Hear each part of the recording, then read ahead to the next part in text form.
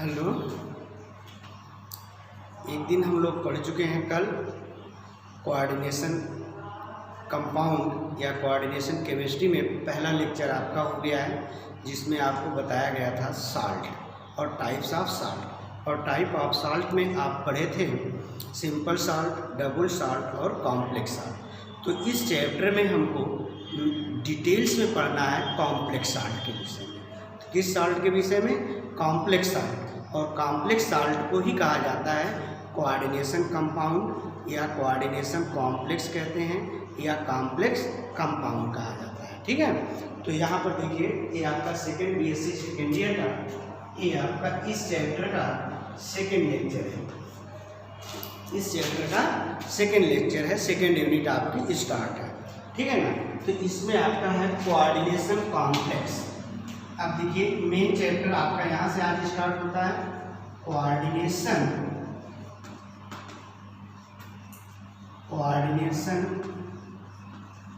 Complex.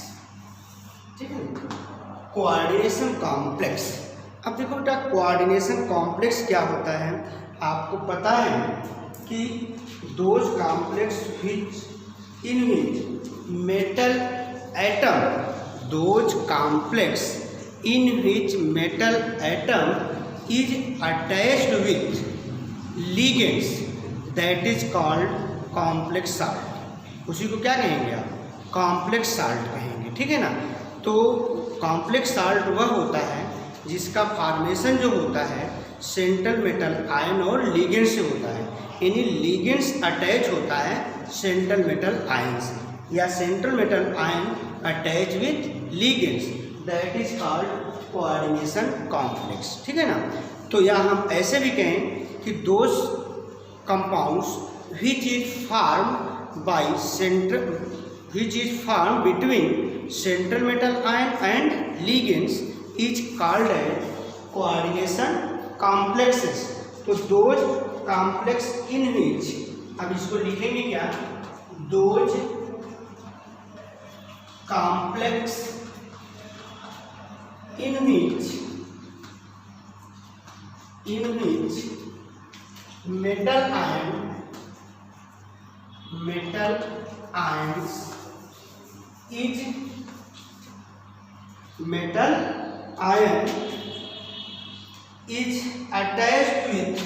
is attached with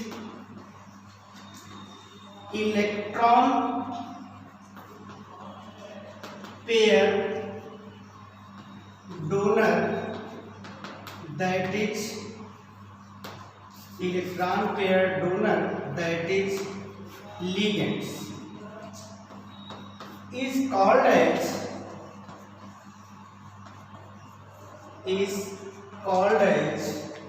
coordination complex, coordination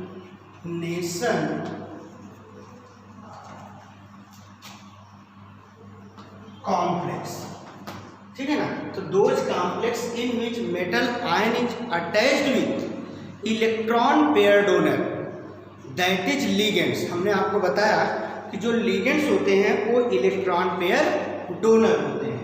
ठीक है ना, तो अगर आपका metal ion electron pair donor से अटैच है तो उसको, उस कॉम्प्लेक्स को कहा जाता है कोऑर्डिनेशन कॉम्प्लेक्स। क्या कहेंगे? कोऑर्डिनेशन कॉम्प्लेक्स कहेंगे। ठीक है ना, अब देखिए such complex are stable in, such complex are stable in both crystalline state, crystalline state का मतलब सॉलिड स्टेट। ठीक है ना, crystalline state as well as in aqueous medium. ठीक है ना, जो आपके कोऑर्डिनेशन कॉम्प्लेक्स होते हैं वो crystalline state, solid state as well as in liquid state या एक्वस मीडियम में क्या होते हैं? स्टेबल होते हैं। ठीक है ना, अब देखिए जो आपका देखो बेटा, अब यहाँ पर अब देखिए जो आपका कॉम्प्लेक्स है, देखो इस चैप्टर में हम सेंट्रल मेटल आयन को रिप्रेजेंट कर रहे हैं यम से, और यम के ऊपर जो होता है ये पॉजिटिव चार्ज होता है, N प्लस होता है, ठीक है ना। अब N प्लस का मतलब 1 चार्ज, 2 चार्ज, 3 4 5 इस तरह से पॉजिटिव चार्ज इसके ऊपर होता है। किसके ऊपर? यम के ऊपर, मेटल। और ये अटैच होता है किससे? लीगेंड से। तो लीगेंड्स को किससे रिप्रेजेंट करेंगे? L से, ठीक है ना। तो अब देखो, अब जो आपका ये कॉम्प्लेक्स का फॉर्मेशन हुआ है, ये जो कॉम्प्लेक्स है, these complex are formed between central metal ion and ligands. ये सेंट्रल मेटल आयन है और ये लीगेंड्स है। तो इस कंपाउंड का फॉर्मेशन सेंट्रल मेटल आयन और लीगेंड्स के बीच होता है, उसी को हम कहते हैं कोऑर्डिनेशन कॉम्प्लेक्स। तो यहाँ पर जो आपका ये लीगेंड्स है ये इलेक्ट्रॉन पेयर डोनर है, और जो आपका ये सेंट्रल मेटल आयन है ये इलेक्ट्रॉन पेयर एक्सेप्टर है। तो हम कह सकते हैं कि द कॉम्प्लेक्स या कैसे कहो, complex compound is found between central metal ion and ligands. तो कॉम्प्लेक्स कंपाउंड का फॉर्मेशन जो होता है वो सेंट्रल मेटल आयन और लीगेंड्स के बीच होता है। ठीक, हम आपको बताए हैं कि जो लीगेंड्स होते हैं वो इलेक्ट्रॉन पेयर डोनर होते हैं, और all the electron pair donors are known as Lewis acid, Lewis base, ठीक है ना। तो जितने भी इलेक्ट्रॉन पेयर डोनर होते हैं सभी इलेक्ट्रॉन पेयर डोनर क्या कहलाते हैं? Lewis base. और जितने भी सेंट्रल मेटल आयन्स होते हैं सब इलेक्ट्रॉन पेयर एक्सेप्टर होते हैं, और इस इलेक्ट्रॉन पेयर एक्सेप्टर को कहा जाता है लुईस एसिड। ये लुईस एसिड है और ये लुईस बेस है। तो हम यह कह सकते हैं ना कि that compounds form between Lewis acid and Lewis base is called as coordination complex या कोऑर्डिनेशन कंपाउंड। या हम ऐसे भी कह सकते हैं that which compounds are form between central metal ion and ligands is called as coordination compound या complex compound. तो जो कंपाउंड सेंट्रल मेटल आयन और लीगेंड्स के बीच बनता है, या जो कंपाउंड लुईस एसिड और लुईस बेस के बीच बनता है, उस कंपाउंड को हम कहते हैं कोऑर्डिनेशन कॉम्प्लेक्स, ठीक है ना। अब देखिए जो कोऑर्डिनेशन कॉम्प्लेक्स होता है, ठीक है ना बेटा, जो कोऑर्डिनेशन कॉम्प्लेक्स होता है इसके दो पार्ट होते हैं। कोऑर्डिनेशन कंपाउंड जैसे यहाँ पर हमने लिखा बेटा ये देखो K4FeCN6, ये आपका कॉम्प्लेक्स कंपाउंड है, ठीक है ना। तो जो हमेशा आपका सेंट्रल मेटल आयन और लीगेंड्स होते हैं, ध्यान दो, सेंट्रल मेटल आयन और लीगेंड्स, इस बॉन्डिंग को रिप्रेजेंट किया जाता है स्क्वायर ब्रैकेट में। इसमें रिप्रेजेंट करते हैं स्क्वायर ब्रैकेट में, ठीक है। तो अब देखिए यहाँ पर सेंट्रल मेटल ये हो गया सेंट्रल मेटल, और ये क्या है? लीगेंड्स है। तो सेंट्रल मेटल आयन और लीगेंड्स की बॉन्डिंग को हम रिप्रेजेंट करते हैं किसमें? स्क्वायर ब्रैकेट में, ठीक है ना। इस तरह से देखो, जैसे आपका ये है Fe है, और इस Fe से देखिए 6 आयरन जुड़े हुए हैं, 6 लीगेंड्स जुड़े हुए हैं। ये देखो CN CN CN CN CN CN, इस तरह से 6 लीगेंड्स जुड़े हैं। तो इनको हम किससे रिप्रेजेंट करेंगे? स्क्वायर ब्रैकेट है। तो ये हो गया मेटल, तो मेटल की जगह क्या हो गया? आयरन हो गया Fe, और L की जगह क्या हो गया? ये साइनाइड हो गया, ये लीगेंड्स हो गया, ठीक है ना। तो इसको रिप्रेजेंट किया जाता है स्क्वायर ब्रैकेट से। तो मेटल लीगेंड्स बॉन्डिंग को आप रिप्रेजेंट करते हैं स्क्वायर ब्रैकेट में, ठीक है ना। और इसी को कहा जाता है कोऑर्डिनेशन स्फीयर। तो ध्यान दीजिए, जो आपका कोऑर्डिनेशन कॉम्प्लेक्स होता है इसके 2 पार्ट होते हैं। एक होता है कोऑर्डिनेशन स्फीयर, क्या होता है? Coordination sphere. और दूसरा होता है आयनाइजेशन स्फीयर होता है, आयनाइजेशन स्फीयर। तो जो आपके कॉम्प्लेक्स कंपाउंड हैं, इस कॉम्प्लेक्स कंपाउंड के कितने पार्ट होते हैं? 2 पार्ट होता है। एक होता है कोऑर्डिनेशन स्फीयर और दूसरा होता है आयनाइजेशन स्फीयर, ठीक है ना। अब देखिए, जैसे आपका ये कॉम्प्लेक्स कंपाउंड है K4FeCN6, तो इसका जो पार्ट देखिए, जितना पार्ट जो है स्क्वायर ब्रैकेट के अंदर है उसको हम क्या कहेंगे, कोऑर्डिनेशन स्फीयर कहेंगे, ठीक है ना। तो जितना पार्ट जो है इसमें लिखे गए हैं स्क्वायर ब्रैकेट बड़े कोष्ठक में जितना लिखा गया है इसको हम कहेंगे coordination sphere. Space outside the coordination sphere, अब कोऑर्डिनेशन स्फीयर के आउटसाइड जो ये स्पेस है इसको हम कहेंगे आयनाइजेशन स्फीयर। क्या कहेंगे, आयनाइजेशन स्फीयर। तो आपको पता होना चाहिए कॉम्प्लेक्स कंपाउंड के दो पार्ट होते हैं, एक होता है कोऑर्डिनेशन स्फीयर और दूसरा होता है आयनाइजेशन स्फीयर, ठीक। जो कोऑर्डिनेशन स्फीयर होता है वो स्क्वायर ब्रैकेट में होता है। कोऑर्डिनेशन स्फीयर को किस में रिप्रेजेंट करते हैं, स्क्वायर ब्रैकेट से रिप्रेजेंट करते हैं, और कोऑर्डिनेशन स्फीयर के अंदर आपका मेटल और लिगेंड्स होता है, ठीक है। कोऑर्डिनेशन स्फीयर के बाहर का जो स्पेस होता है उसको कहते हैं आयनाइजेशन स्फीयर। क्या कहते हैं, आयनाइजेशन स्फीयर कहते हैं, ठीक है ना। तो जो कोऑर्डिनेशन स्फीयर होता है वो नॉन आयनाइजेबल पार्ट होता है। कोऑर्डिनेशन स्फीयर जो होता है ये कॉम्प्लेक्स कंपाउंड का नॉन आयनाइजेबल पार्ट होता है, यह आयनित नहीं होता। लेकिन कोऑर्डिनेशन स्फीयर का जो सेकंड पार्ट होता है आयनाइजेशन स्फीयर, ये कोऑर्डिनेशन स्फीयर का आयनाइजेबल पार्ट होता है, यह आयनाइज हो जाता है, ठीक है। तो कोऑर्डिनेशन स्फीयर के दो पार्ट होते हैं, ठीक है, कॉम्प्लेक्स कंपाउंड के दो पार्ट होते हैं, कोऑर्डिनेशन स्फीयर और आयनाइजेशन स्फीयर। आयनाइजेशन स्फीयर को स्क्वायर ब्रैकेट में लिखा रहे तो आप जान जाइए कि स्क्वायर ब्रैकेट में अगर लिखा रहे तो आप जान जाइए ये कोऑर्डिनेशन स्फीयर है, और कोऑर्डिनेशन स्फीयर के आउटसाइड जो ये स्पेस है उसको कहते हैं आयनाइजेशन स्फीयर। तो कोऑर्डिनेशन स्फीयर जो होता है वो नॉन आयनाइजेबल पार्ट है, और आयनाइजेशन स्फीयर जो होता है वो आयनाइजेबल पार्ट होता है, ठीक है ना। तो अब देखिए इसके दो पार्ट हैं। तो पहला आपका है, पहला term coordination sphere. Coordination sphere, coordination sphere, ठीक है, कोऑर्डिनेशन स्फीयर। अब देखिए कोऑर्डिनेशन स्फीयर क्या है, the bonding between metal and ligands, the bonding between metal and ligands, the bonding between metal and ligands is represented in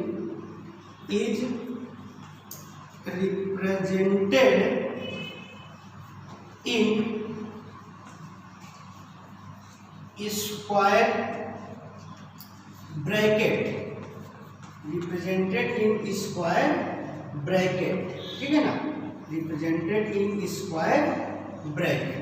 तो ये square bracket है, ठीक है ना, represented in square bracket which is called as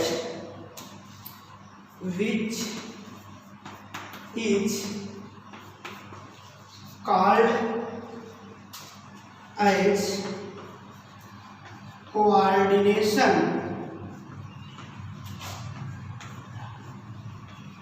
sphere, which is called as coordination sphere. Coordination sphere contains coordination sphere contains non-ionizable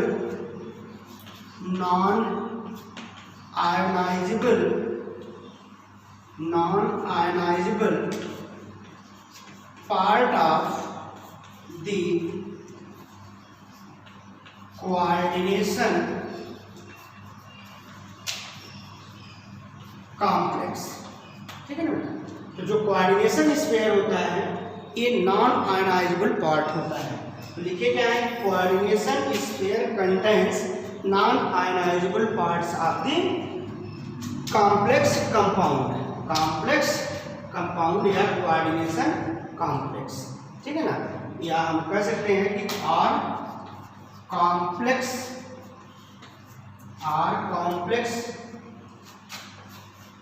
compound. तो coordination sphere जो होता है एक कॉम्प्लेक्स कंपाउंड का नॉन आयनाइजेबल पार्ट होता है, ठीक है ना। इसके बाद सेकेंड है आपका आयनाइजेशन स्फीयर। कौन सा sphere? Ionization sphere.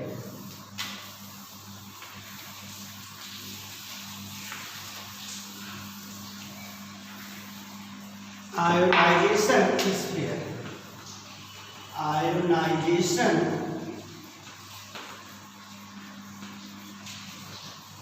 Ionization sphere.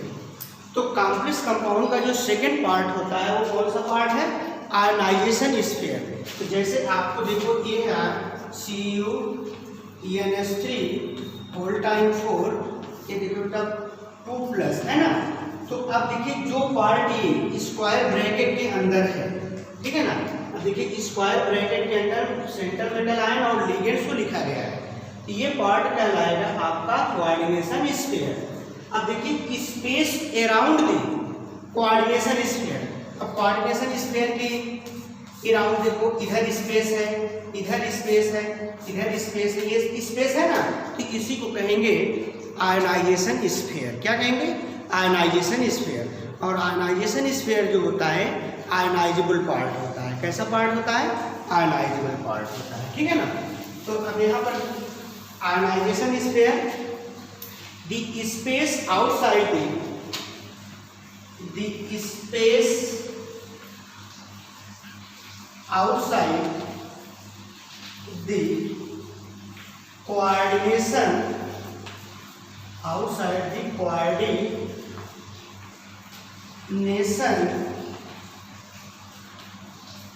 sphere। देखो the space outside the coordination sphere is called as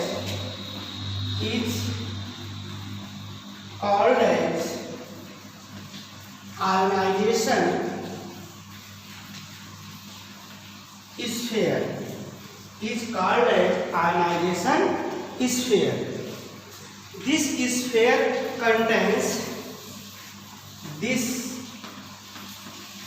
sphere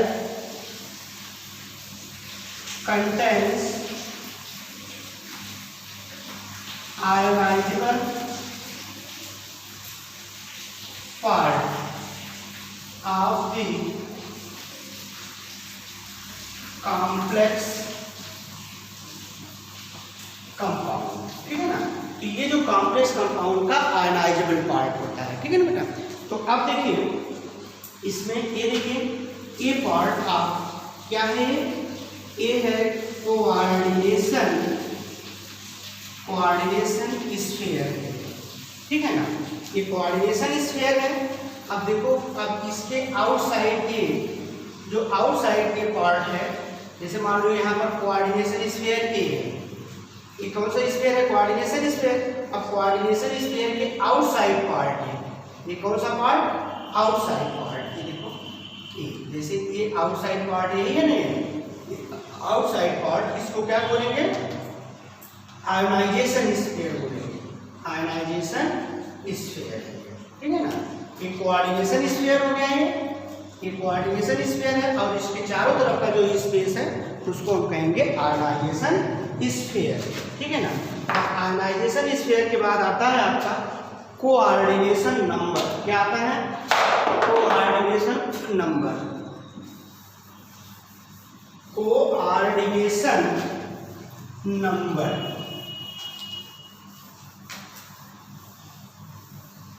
coordination number, coordination number, coordination number ये इंपॉर्टेंट है। अब देखो बेटा कोऑर्डिनेशन नंबर क्या होता है। देखो कोऑर्डिनेशन नंबर होता है कि आपको पता है कि कॉम्प्लेक्स कंपाउंड का फॉर्मेशन होता है सेंट्रल मेटल आयन और लिगेंड्स के बीच, ठीक। तो सेंट्रल मेटल आयन से जितना लिगेंड्स अटैच होगा, number of ligands attach with central metal ion, that is called coordination number. जैसे देखो ये है K4Fe(Cl)6। अब इसमें देखो सेंट्रल मेटल आयन आपका आयरन है, आयरन से कितने लिगेंड्स अटैच हैं? 6 लिगेंड्स अटैच हैं, इसलिए यहाँ पर आयरन का कोऑर्डिनेशन नंबर कितना है? 6 है। जैसे देखो ये है CuNH3(4), ये देखिए 2+ है, तो यहाँ ये आपका Cu जो है ये सेंट्रल मेटल आयन है और इससे अमोनिया है ये लिगेंड्स। कितने अमोनिया लिगेंड्स हैं? 4। तो यहाँ पर इसका कोऑर्डिनेशन नंबर कितना है? 4 है। तो यहाँ देखिए सेंट्रल मेटल आयन से 4 लिगेंड्स अटैच हैं, इसलिए यहाँ पर कोऑर्डिनेशन नंबर 4 है। यहाँ देखिए FeCl6 है, आयरन सेंट्रल मेटल आयन है, यहाँ एक आयरन से 6 लिगेंड्स अटैच है, इसका कोऑर्डिनेशन नंबर 6 है। ठीक है ना। या आप कह सकते हैं कि सेंट्रल मेटल आयन से जितना कोऑर्डिनेशन बॉन्ड होता है, नंबर ऑफ कोऑर्डिनेशन बॉन्ड, ठीक है ना, वही कहलाता है कोऑर्डिनेशन नंबर। तो द कोऑर्डिनेशन नंबर में बी डिफाइंड एज दी, लिखिए the coordination number, the coordination number, the coordination number may be defined as the coordination number may be defined as the central metal ions, central metal ions attached with central metal ion attached या central metal ions is surrounded by number of ligands. Central metal ions attached with number of ligands is known as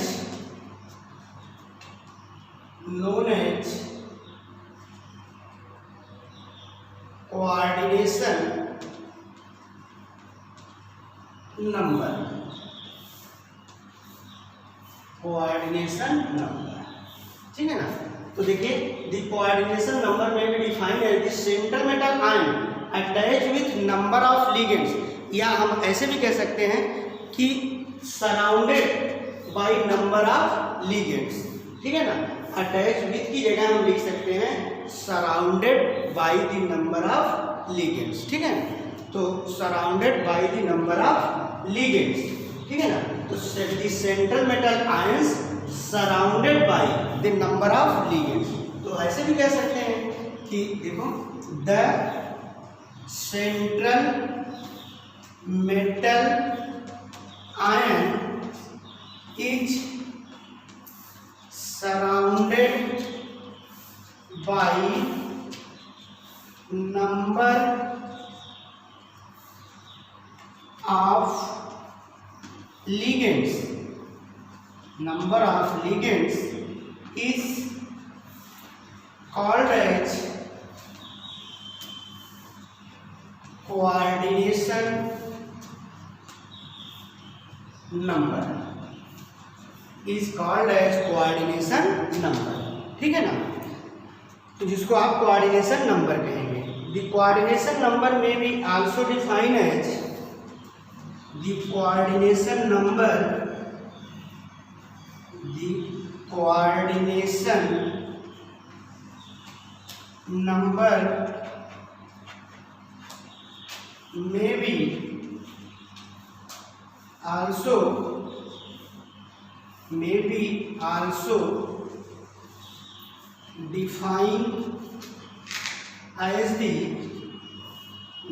also defined as the number of coordinate bond, the number of coordinate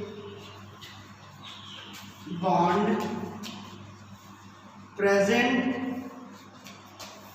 around the present around the central metal ions, ठीक है ना।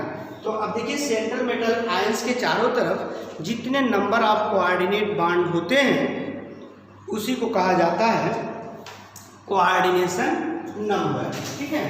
अब coordination number देखिए example,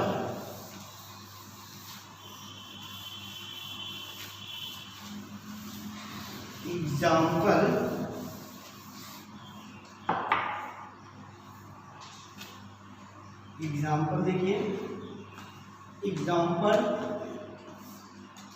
the coordination number of the coordination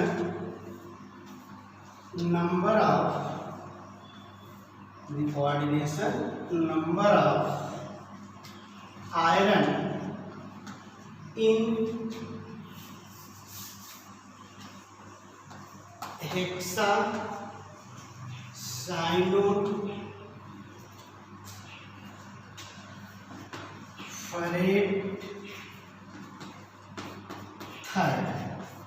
hexacyanoferrate third complex.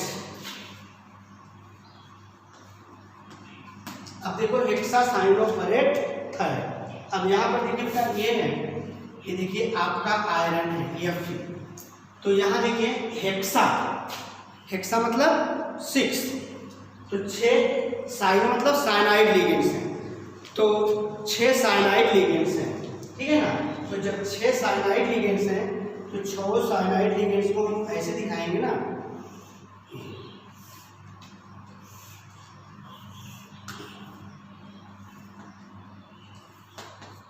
अब देखिए ये हो गया आपका साइनाइड ट्रिपल बॉन्ड नियन, और यहाँ देखिए ये साइनाइड ट्रिपल बॉन्ड नियन,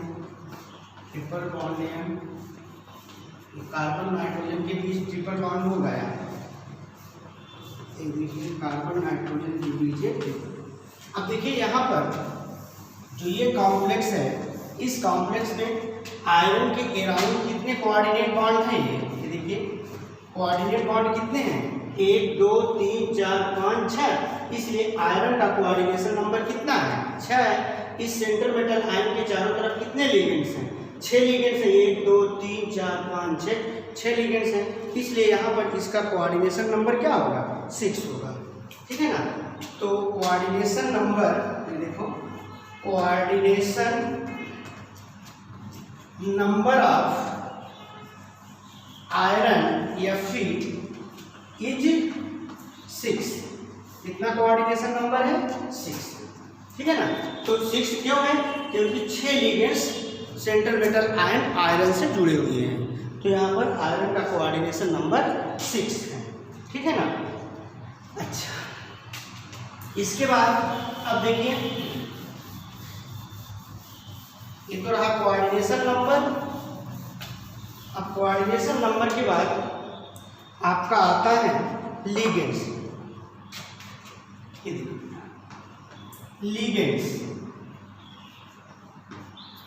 ठीक है, लिगेंड्स। अब व्हाट इज लिगेंड्स, लिगेंड्स क्या होता है, आपको पता है कि that chemical species which have tendency to donate electron pair is called as ligands। तो जिस केमिकल स्पीसीज में इलेक्ट्रॉन पेयर डोनेट करने की टेंडेंसी होती है उसको क्या कहते हैं, लिगेंड्स कहते हैं, ठीक है ना। तो लिगेंड्स जो होते हैं वो इलेक्ट्रॉन पेयर डोनर होते हैं, और इसी लिगेंड्स को ही कहा जाता है लुईस बेस, ठीक है ना। तो देखिए electron pair donor, electron pair donor are called ligands, तो देखिए जो इलेक्ट्रॉन पेयर डोनर होते हैं, इलेक्ट्रॉन पेयर डोनर को क्या कहते हैं, लिगेंड्स बोला जाता है। तो electron pair donor are called ligands. All the ligands are Lewis base, आपको पता है all the ligands are Lewis base. All the ligands are Lewis base. जितने भी ligands होते हैं सभी ligands को आप क्या कहते हैं? Lewis base कहते हैं, ठीक है ना? All the ligands are Lewis base. ligands में भी अब देखो जो ligands होते हैं ये निगेटिव चार्ज भी होते हैं, न्यूट्रल भी होते हैं और इन सम केसेस पॉजिटिवली चार्ज भी होता है, ठीक है ना?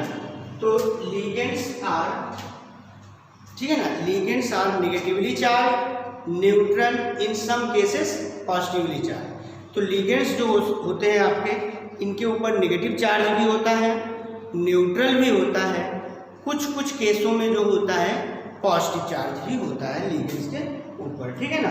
तो लिगेंड्स में भी निगेटिवली चार्ज, यहाँ लिखेंगे क्या? लिगेंड्स में भी negatively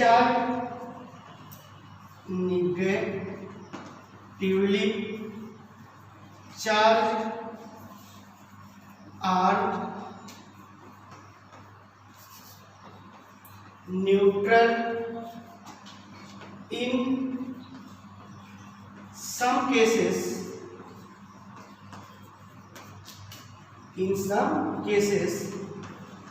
positively charged, in some cases positively charged। तो जो लिगेंड्स होते हैं ये मोस्टली जो होते हैं इनके ऊपर नेगेटिव चार्ज होता है, ये न्यूट्रल भी होते हैं और कुछ केसों में इनके ऊपर पॉजिटिव चार्ज भी होता है, ठीक है ना? Neutrally nature and positively charge in some cases, ठीक है? इसके बाद है सेंट्रल मेटल आयन। क्या है? सेंट्रल मेटल आयंस, ठीक है? अब देखो बेटा सेंट्रल मेटल आयंस क्या होता है?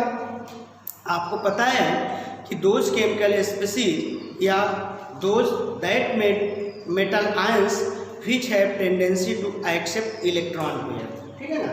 तो यहाँ हम लिख सकते हैं that metal ions which have